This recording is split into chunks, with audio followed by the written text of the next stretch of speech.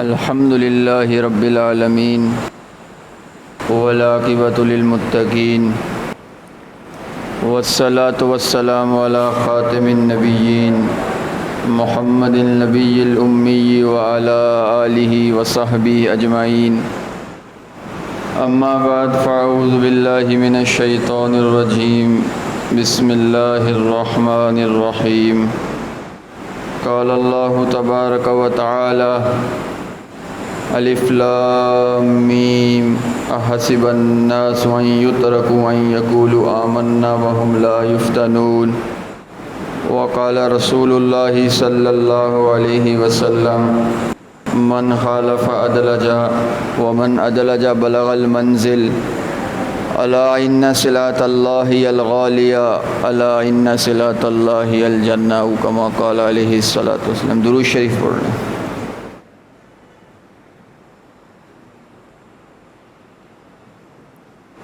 آواز آ رہی ہے آپ لوگ کو؟ آواز آ رہی؟ صاف آ رہی؟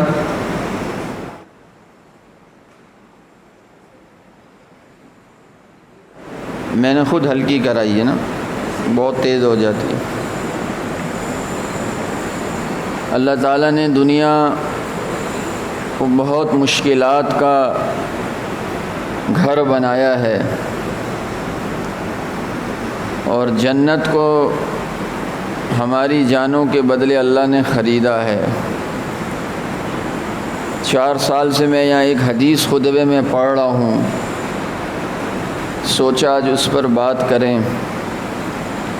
میرے اور آپ کے نبی محمد عربی صلی اللہ علیہ وسلم نے فرمایا من خالف ادلج ومن ادلج بلغ المنزل الا ان صلاۃ اللہ الغالیہ الا ان صلاۃ اللہ الجنہ او کما قال علیہ الصلاۃ والسلام۔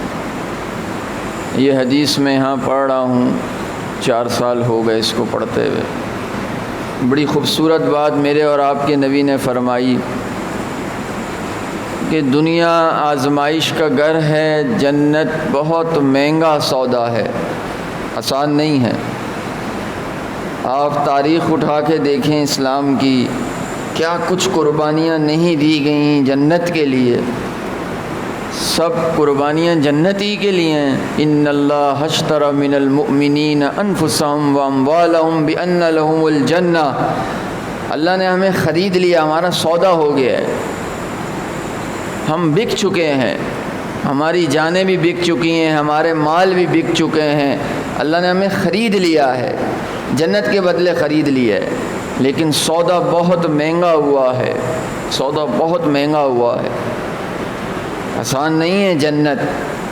اس لیے میرے نبی نے کہا من خالف ادلج، جو اللہ سے ڈر گیا اور اللہ کے راستے پہ چل گیا، من خالف ادلج، وہ سفر پر چلا گیا، سفر پر چل گیا، مسافر خانہ ہے۔ کن فی الدنیا کا انا کا غریب، میرے نبی نے کہا اس کو مسافر خانہ سمجھو، تم سفر پر ہو، پہنچنا کہاں ہے، منزل کہاں ہے، کہا جنت ہے منزل، سفر پر ہو۔ اور کہا ومن خاف ادلجا، دلجا کہتے ہیں رات کو سفر کرنے میں، انسان کبھی دن میں سفر کرتا ہے تو رات کو رک جاتا ہے، اور کبھی رات کو سفر کرتا ہے دن میں رک جاتا ہے، اور کبھی دن میں بھی سفر کرتا ہے رات کو بھی سفر کرتا ہے۔ کہتے ہیں رات کو سفر جلدی کٹ جاتا ہے، نیند کے اندر یا دیگر اور معاملات ہوتے ہیں، رات کو انسان جو ہے نا وہ گاڑی میں اور ٹرین میں اور بس میں سفر کرتے کرتے سفر جلدی کٹ جاتا ہے۔ تو میرے نبی نے کہا دلجا ادلجا ومن خاف ادلجا، جو ڈر گیا اللہ سے، اللہ کی مان کر اس کے راستے پہ چلنا شروع ہو گیا تو وہ سفر پہ چلا گیا، اور ایسا سفر پہ چلا گیا کہ مستقل سفر کر رہا ہے، رات میں بھی کر رہا ہے، دن میں بھی کر رہا ہے، چل اللہ کے راستے میں ہے۔ ہم سارے اللہ کے راستے میں ہیں، ہمیں نہیں پتہ آگے ہمارے ساتھ کیا ہونا ہے، پتہ نہیں اللہ تعالیٰ کیا ہمارے ساتھ معاملہ کرے، اللہ فضل کا معاملہ کرے، لیکن ہم سفر پر چلے ہوئے ہیں، ہم نمازیں بھی پڑھ رہے ہیں، ہم روزے بھی رکھ رہے ہیں، ہم قربانی بھی کر رہے ہیں، ہم حج بھی کر رہے ہیں، ہم تلاوت بھی کر رہے ہیں، ہم ذکر بھی کر رہے ہیں، ہم سود سے بھی بچ رہے ہیں، ہم دیگر اور گناہوں سے بھی بچ رہے ہیں، سفر پر ہیں، منزل تک پہنچیں گے انشاءاللہ، پتہ نہیں پہنچ پائیں یا نہ پہنچ پائیں، منزل ہماری جنت ہے، راستہ ہمارا دنیا ہے، اس دنیا سے ہوتے ہوئے ہم منزل پر پہنچیں گے۔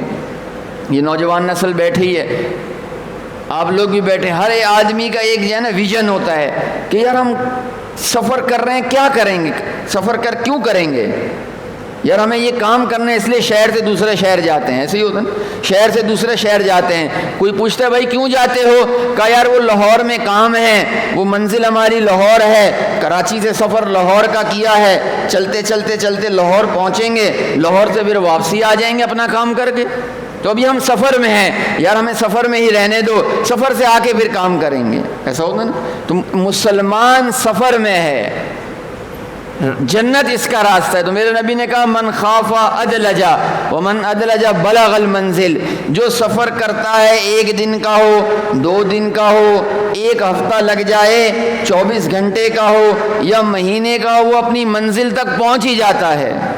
تو ہم سفر پر ہیں، انشاءاللہ اپنی منزل تک پہنچ جائیں گے۔ بلغ المنزل، آگے فرمایا منزل کیا ہے، الا ان سلعۃ اللہ الغالیہ، منزل بہت مہنگی ہے، بہت مشکل ہے، آسان نہیں ہے، آسان نہیں ہے، بہت مشکل ہے، آسان نہیں ہے۔ اگر آسان ہوتی تو پھر سر نہیں کٹوانا پڑتا کربلا کے میدان میں، اگر آسان ہوتی تو ابراہیم علیہ السلام کو نہیں گرنا پڑتا آگ کے اندر، اور اگر آسان ہوتی تو اسماعیل علیہ السلام کو اپنی سر کی قربانی نہیں دینی پڑتی، اور اگر آسان ہوتی تو زکریا علیہ السلام کو کھڑا کر کر 2 چیرے لگا دیے جسم کا، ایک دھڑ ادھر اور ایک دھڑ ادھر، ایسا نہیں ہوتا۔ اگر جنت آسان ہوتی تو پھر یوسف علیہ السلام کو بچپن کے اندر 7 سال کی عمر میں کنویں میں پھینک دیا، اور وہاں سے جو ہے نا قافلے نے خریدا، اور پھر مصر کے بادشاہ نے خریدا، اور وہاں سے زلیخا نے تہمت لگائی، اور وہاں سے 9 سال جیل میں رہے، اور وہاں سے پھر نکل کر 40 سال یعقوب علیہ السلام نے اپنے باپ بچے کو کھو دیا۔ آسان ہوتا تو یہ سب کام نہیں ہوتے انبیاء کے ساتھ، آسان ہوتا تو ایسے نہیں ہوتا۔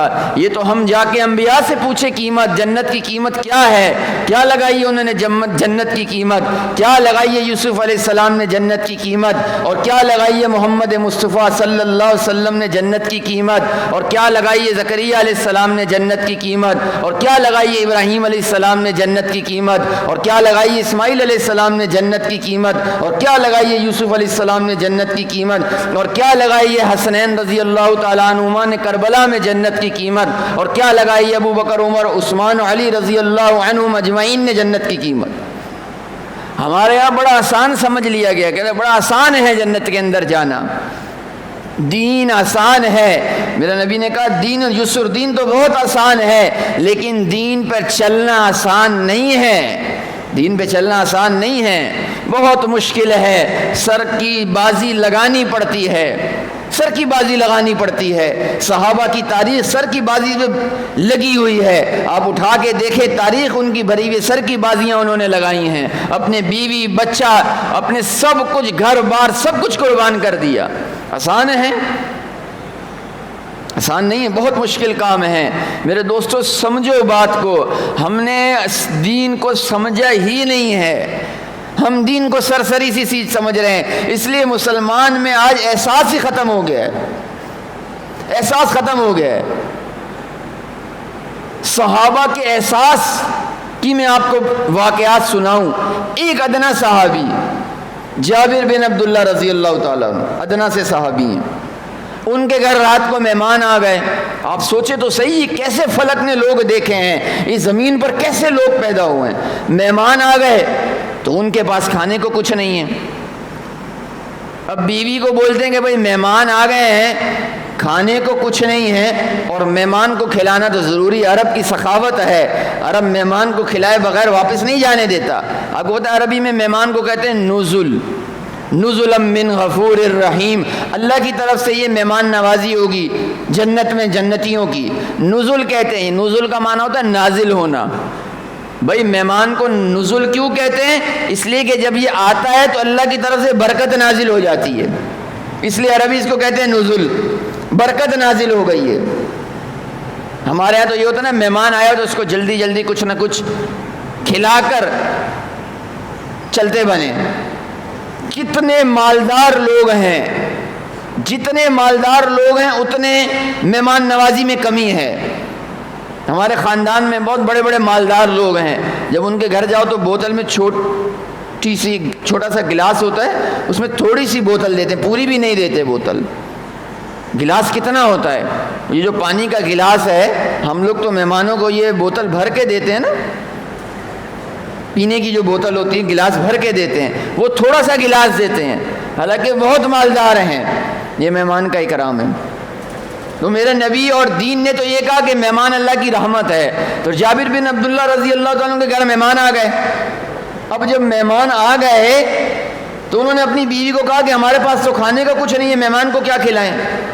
تو ہونا تو یہ چاہیے تھا کہ مہمان کو کہیں بھائی ہمارے پاس بھی کھانے کو کچھ نہیں ہے، آپ کو ہم کہاں سے دیں؟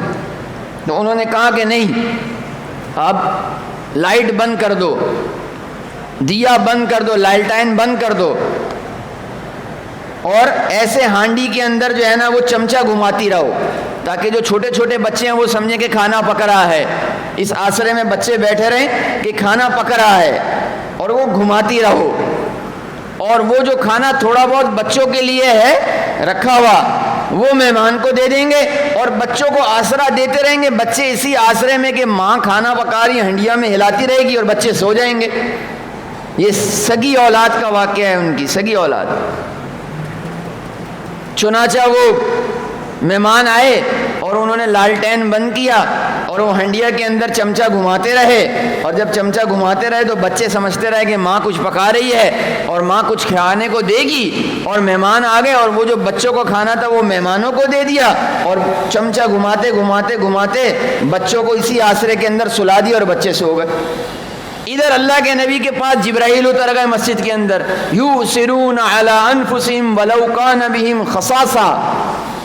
اللہ نے کہا یہ کیسے لوگ ہیں آپ کے صحابہ، کیسے لوگ ہیں کہ یہ اپنے اوپر اپنے مہمانوں کو ترجیح دیتے ہیں، ولو کان بہم خصاصہ، اگرچہ یہ بھوک سے مر رہے ہوں، خود نہیں کھاتے، اپنی اولاد کو نہیں کھلاتے، بھوک سے مر رہے ہوں، اور ترجیح کس کو دیتے ہیں؟ مہمانوں کو دے دیتے ہیں۔ احساس ختم ہو گیا ہے۔ مسلمانوں میں احساس بیداری کی بہت ضرورت ہے، کیونکہ ہم نے ایک معاشرے میں رہنا ہے، ہم مسلم معاشرے کے اندر ہیں، احساس ہی نہیں ہے، بس ایک دوسرے کی گردن کاٹنے پہ آج مسلمان آ گیا ہے۔ کہتا ہے کسی طرح اس کی گردن کاٹ دوں، اس کی ٹانگ کھینچ لوں، اس کی اولاد کا رزق کھینچ لوں اور میں پال لوں۔ حالانکہ ہم صحابہ کی زندگی پڑھتے ہی نہیں۔ سب سے بڑی اس امت کی کوتاہی میں آپ کو بتا دوں، سب سے بڑی اس امت کی کوتاہی ہے کہ اس امت نے اپنا دین کو پڑھا ہی نہیں ہے، پڑھا ہی نہیں ہے۔ مجھے بتاؤ، یہ نوجوان نسل ہے، اگر آپ انجینئرنگ کی پڑھائی مت پڑھو، ٹھیک ہے، کالج میں داخلہ بھی لے لو، یونیورسٹی میں داخلہ بھی لے لو، انجینئرنگ کی کتابیں نہیں پڑھو، انجینئر بن جاؤ گے؟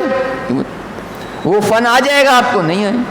ڈاکٹر میڈیکل سائنس کے اندر داخلہ لے لے یونیورسٹی میں، لیکن ڈاکٹریٹ پڑھے نہیں، اس کی کتابیں نہیں پڑھے، وہ ساری زندگی داخلہ لے رکھے، امتحان دیتا رہے، کیا وہ ڈاکٹر بن جائے گا؟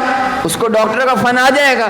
تو مسلمان اپنی تاریخ اور اپنے قرآن اور اپنے نبی کی زندگی پڑھتا ہی نہیں ہے۔ جب پڑھتا ہی نہیں ہے تو اس کو پتہ ہی نہیں ہے کہ کریں تو کریں کیا۔ آپ کو پتہ ہے پہلی وحی غار حرا میں میرے نبی ہیں صلی اللہ علیہ وسلم، کیا آیا؟ اقیم الصلاۃ، نماز پڑھو۔ میرے نبی کو کیا کہا گیا؟ نماز پڑھو۔ سب سے پہلا کام، نبوت مل رہی ہے غار حرا کے اندر، نبوت مل رہی ہے۔ رمضان کا مہینہ ہے، 24 کی رات ہے، نبوت مل رہی ہے، وحی اتر رہی ہے، محمد عربی صلی اللہ علیہ وسلم کو نبی بنایا جا رہا ہے۔ کیا کہا جا رہا ہے؟ نماز پڑھے یا نبی، زکوٰۃ دیں، روزہ رکھیں، حج کریں، سچ بولیں، حلال کھائیں، اخلاق کو اپنائیں، کچھ بھی نہیں کہا. کیا کہا یار؟ اقرأ باسم ربک الذی خلق خلق الانسان من علق اقرأ وربک الاکرم الذی علم بالقلم علم ما لم یعلم علم الانسان ما لم یعلم. سب سے پہلا کام ہے اقرأ باسم ربک الذی خلق. پڑھیں آپ پڑھیں تو صحیح اسٹڈی کریں، اپنے دین کو پڑھیں. کیا پڑھیں؟ اقرأ باسم ربک الذی خلق، اس کو پڑھیں جس نے آپ کو پیدا کیا ہے، اس کی کتاب کو پڑھیں، اس کو جانچیں. ہمارے ہاں یہ سب سے بنیادی غلطی سمت کی، ہم پڑھتے ہی نہیں ہیں. ساری زندگی ہو گئی ہمیں پتہ ہی نہیں اللہ کی کتاب میں لکھا کیا ہے، ہمیں پتہ ہی نہیں ہے. اس لیے میں آپ سے گزارش کرتا ہوں کہ آپ پڑھیں تو صحیح. تفسیریں لکھی ہوئی ہیں، ہر زبان میں لکھی ہوئی ہیں، ترجمے ہر زبان میں لکھے ہوئے ہیں. آپ ایک آدھی سورت تلاوت کریں، اسی کا ترجمہ تو پڑھیں کہ ہمارا رب ہم سے کیا کہتا ہے. آپ اپنے نبی کی زندگی تو پڑھیں کہ ہمارے نبی نے ہمیں زندگی گزارنے کا طریقہ کیسے سکھایا ہے. آپ اس کو سرچ تو کریں. ٹھیک ہے، آپ کو سمجھنا ہے علماء کے پاس جائیں، جس عالم پر آپ کو یقین ہے آپ اس کے پاس جائیں، لیکن آپ خود بھی تو پڑھیں. ہمارے یہاں تو یہ رواج ہے کہ بس علماء کا کام ہے پڑھنا.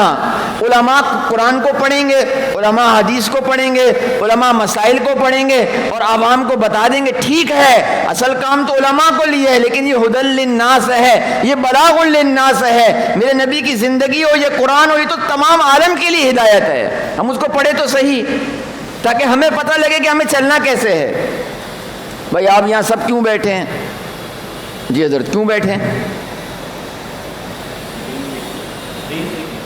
دین سیکھنے کے لیے بیٹھے ہیں نا، تاکہ ہمیں پتہ لگے دین میں کیا ہے. ایسے ہی ہے نا، یا میں غلط کہہ رہا ہوں؟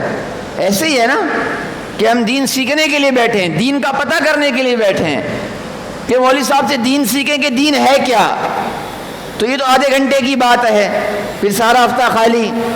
تو آپ کے گھر پر ہر قسم کی جدید چیزیں موجود ہیں، انٹرنیٹ موجود ہے، اس کا صحیح استعمال بھی ہو سکتا ہے، اور یوٹیوب فیس بک کا صحیح استعمال بھی ہو سکتا ہے. کتابیں موجود ہیں، آپ اس کو ریسرچ کریں. قرآن موجود ہے، تفاسیر موجود ہیں، پڑھیں. میں جب اس لائن میں آیا نا تو میں بہت پریشان تھا، بہت زیادہ، یقین مانیں.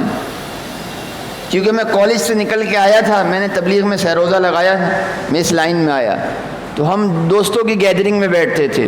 اب اس میں ہر دوست الگ عقیدے کا، کچھ کسی فرقے کا، کچھ کسی فرقے کا، کچھ کسی فرقے کا، میں نام نہیں لیتا.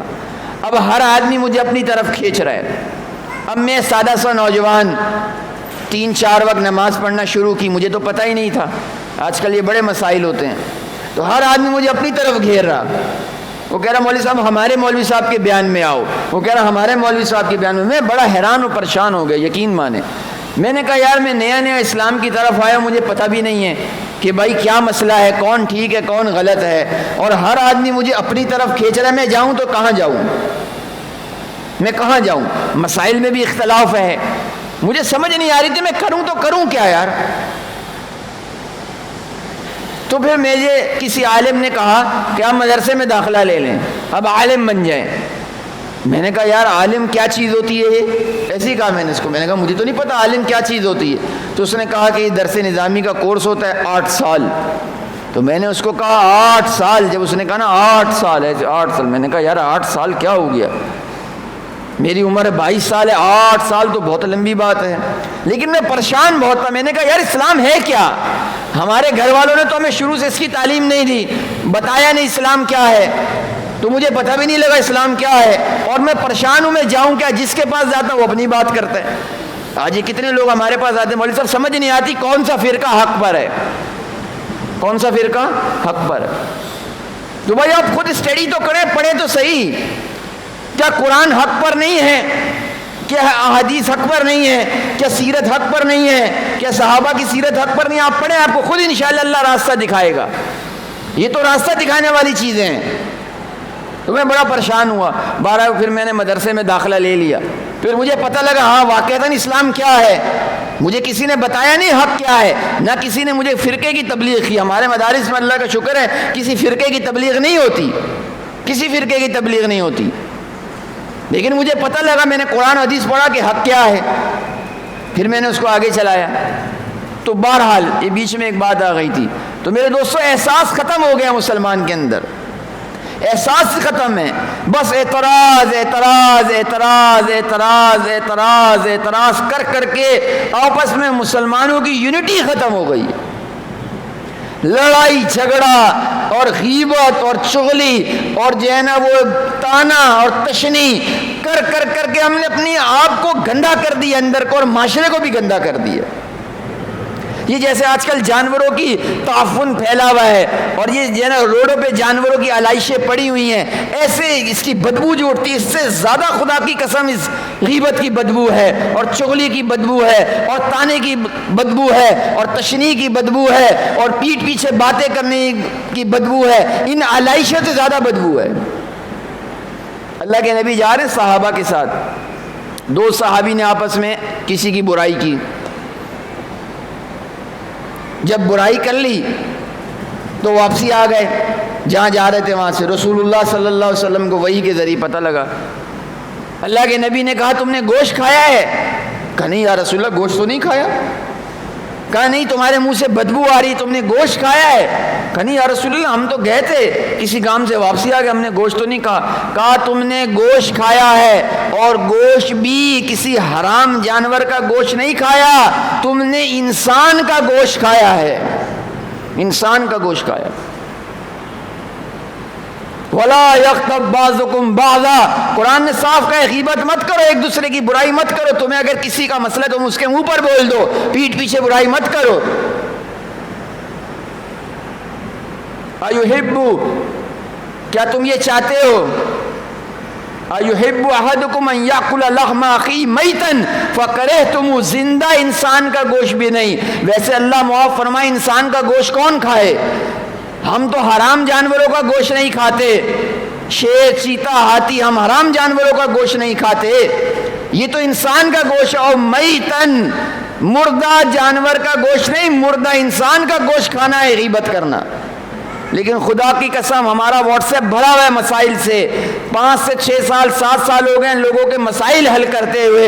اللہ کی توفیق سے نماز کے مسائل لوگ پوچھتے ہیں، روزے کے مسائل پوچھتے ہیں، حج کے مسائل پوچھتے ہیں، اور زکوٰۃ کے مسائل پوچھتے ہیں، معاملات کے مسائل پوچھتے ہیں. لیکن اللہ کی قسم منبر پر بیٹھ کر وضو کے اندر مسجد کے اندر آپ کو کہہ رہا ہوں اللہ کی توفیق سے آج تک ایک آدمی 6 سے 7 سال میں ایک آدمی بھی نہیں آیا جس نے کہا مولوی صاحب غیبت حرام ہے تو غیبت سے کیسے بچا جائے اور غیبت کیسے چھوڑی جائے. ایک آدمی بھی نہیں آیا، ایک آدمی، بلا مبالغہ کہہ رہا ہوں آپ کو، ایک آدمی بھی نہیں آیا، نہیں آیا. تو معاشرے کے اندر بدبو ان چیزوں سے پھیل رہی ہے، اور خصوصاً سے ہمارے ہاں اس کے اوپر بات ہی نہیں ہوتی. آپ کو ہزاروں نمازی ملیں گے، آپ کو ہزاروں تہجد گزار ملیں گے الحمدللہ، آپ کو ہزاروں قرآن کی تلاوت کرنے والے ملیں گے 3 دن تک مسلسل تلاوت کرنے والے، روز 3 پارے پڑھنے والے ملیں گے، آپ کو ہر سال حج عمرہ کرنے والے ملیں گے. لیکن اللہ کی قسم حضرت آپ کو ایک غیبت چھوڑنے والا نہیں ملے گا، نہیں ملے گا. آپ تحقیق کر کے دیکھو، آپ کو نہیں ملے گا. بھئی زنا کتنا بڑا گناہ ہے. وَلَا تَقْرَبُوا الزِّنَا، اللہ نے کہا ہے زنا کرو نہیں، زنا کے قریب بھی نہیں جاؤ. فَإِنَّهُ كَانَ فَاحِشًا وَسَاءَ سَبِيلًا، اللہ نے کہا ہے بہت برا راستہ ہے زنا، زنا کے قریب مت جاؤ. ٹھیک ہے، ساری دنیا سمجھتی ہے زنا بہت بڑا گناہ ہے، یقیناً بہت بڑا گناہ ہے. اللہ ہم سب کی حفاظت فرمائے. بہت بڑا گناہ ہے، جو اس میں اللہ نہ کرے کوئی مبتلا ہے تو اللہ میں توبہ کی توفیق عطا فرمائے. بہت بڑا گناہ ہے، بہت بڑی بے حیائی کا کام ہے، بہت برا راستہ ہے. میرے نبی نے کہا زنا سے بڑا گناہ بتاؤں، زنا سے بڑا گناہ بتاؤں، زنا سے بڑا گناہ بتاؤں. یا رسول اللہ زنا سے کیا بڑا گناہ ہے؟ زنا تو بہت برا کام ہے، اور ہر مذہب اور ملت میں زنا حرام چلتا ہوا آیا ہے. زنا سے بڑا کیا گناہ ہے؟ قال الغیبۃ اشد من الزنا، زنا تو چھوٹا گناہ ہے، زنا سے بھی بڑا گناہ غیبت کرنا ہے، غیبت کرنا ہے، غیبت کرنا ہے. میرے اور آپ کے نبی نے کہا غیبت برائی یہ زنا سے بھی بڑا گناہ ہے. اس لیے کہ زانی تو توبہ کر لے گا کبھی نہ کبھی، اور زانی کو تو پتہ ہے میں گناہ کر رہا ہوں، ہر زانی یہ سمجھتا ہے، لیکن غیبت کرنے والا یہ نہیں سمجھتا کہ غیبت گناہ ہے اور غیبت سے توبہ کرنی چاہیے، اس لیے شاید ہی غیبت کرنے والا مرنے سے پہلے توبہ کر لے، ورنہ اس غیبت کے گناہ میں اکثر لوگ مبتلا ہو کے قبر کے اندر چلے جاتے ہیں۔ 4 وجہ سے عذاب قبر ہوتا ہے، کتنی وجہ سے؟ اس اللہ تعالیٰ ہمیں نے چاروں گناہوں سے ہمیں بچنے کی توفیق عطا فرمائے۔ آپ حضرات اور مجھے خصوصاً اور ہمارے سننے والوں کو کوئی بھی ان گناہ میں مبتلا ہے تو اللہ کی قسم قبر کی اندھیرے میں جانے سے پہلے اللہ میں توبہ کی توفیق عطا فرمائے۔ 4 گناہ کتنے ہیں؟ 4۔ 3 تو حدیث میں ایک علماء نے بیان کیا۔ میرے نبی گزرے قبر کے پاس سے، 2 قبریں تھیں، مسلمانوں کی قبریں تھیں، بعض روایت میں آتا ہے کہ وہ کافروں کی قبریں تھیں، لیکن وہ مسلمان اس امت کے مسلمان نہیں تھے، پچھلی امت کے مسلمان تھے، بنی اسرائیل کے دور کے، پرانی قبریں تھیں۔ قبروں کے پاس سے گزرے تو صحابہ کو کہا ان دونوں قبر والوں کو عذاب ہو رہا ہے۔ اللہ کے نبی کو وحی کے ذریعے بتا دیا۔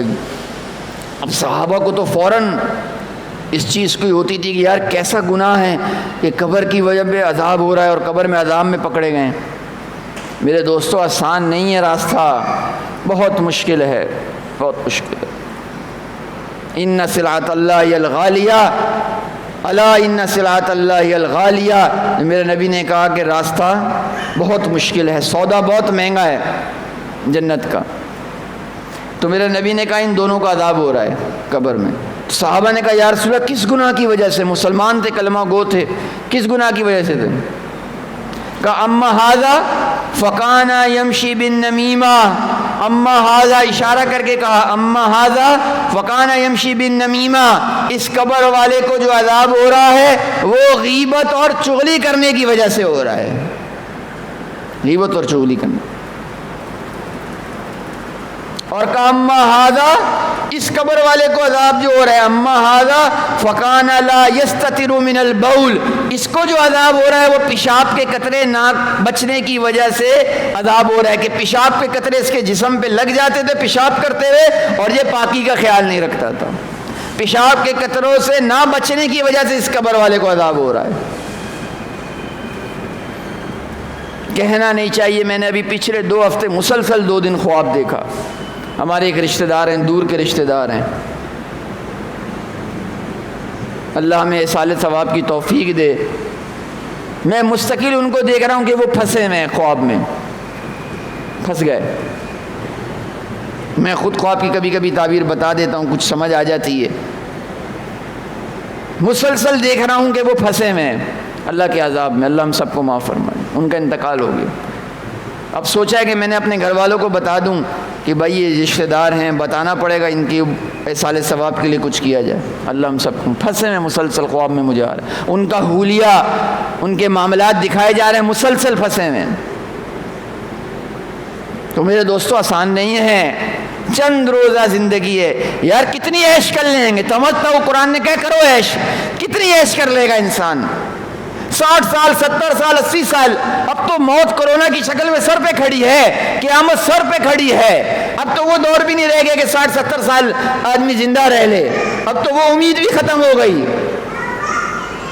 اب تو بیماریاں اور کرونا وائرس عذاب سر پر کھڑا ہے، کتنی دیر عیش کر لیں گے؟ آخر مرنا ہے، آخر ختم ہو جانا ہے۔